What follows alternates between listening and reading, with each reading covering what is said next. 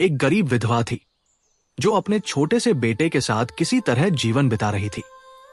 पति के जाने के बाद उसके पास न सहारा था, न पर्याप्त पैसे, लेकिन अपने बेटे के लिए उसके दिल में अनगिनत प्यार था।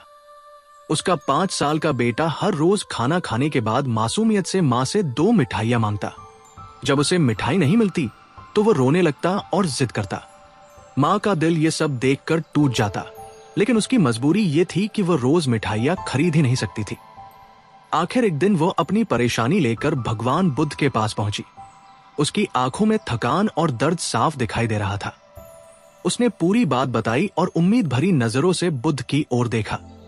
बुद्ध ने शांति से उसकी बात सुनी और कहा, तुम 7 दिन बाद फिर आना, तब मैं उपाय बताऊंगा।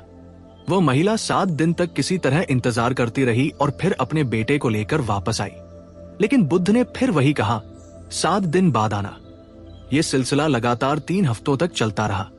हर बार वही जवाब सुनकर उसकी बेचैनी और बढ़ती गई। चौथे हफ्ते वह खुद को रोक नहीं पाई। उसने दुखी होकर कहा, भगवान, मैं बहुत परेशान हूं। मेरे पास पैसे नहीं हैं। मैं अपने बेटे की जिद पूरी नहीं कर पा रही हूं। आप हर बार मुझे 7 दिन बाद आने को कहते हैं, लेकिन मेरी परेशानी हर दिन बढ़ रही है। बुद्ध ने उसे शांत नजरों से देखा और बहुत सहज स्वर में कहा, इस बार भी 7 दिन बाद आना। मैं तुम्हें उपाय भी बताऊंगा और यह भी समझाऊंगा कि मैंने इतना समय क्यों लिया। वो महिला फिर इंतजार करती रही। इस बार उसके दिल में सवाल भी थे और उम्मीद भी। 7 दिन बाद जब वो फिर बुद्ध के पास पहुंची तो बुद्ध ने बच्चे को अपने पास बुलाया, उसे प्यार से गोद में बैठाया और धीरे धीरे समझाया कि वह मिठाई के लिए जिद न करे जब तक उसकी मां खुद उसे न दे। बच्चे ने उनकी बात ध्यान से सुनी और बिना किसी विरोध के मान गया। ये देखकर मां की आंखें भर आई। उसके दिल को सुकून मिला, लेकिन उसके मन में एक सवाल अब भी था। उसने विनम्रता से पूछा, भगवान, आपने इतना समय क्यों लिया?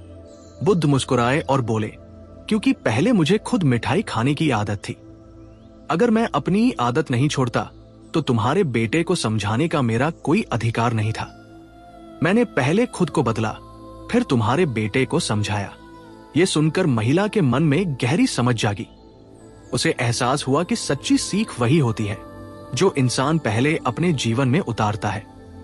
हमारी बातों में असर तभी आता है जब हमारे कर्म भी वैसा ही उदाहरण देते हैं। अगर हम दूसरों को बदलना चाहते हैं तो सबसे पहले हमें खुद को बदलना पड़ता है।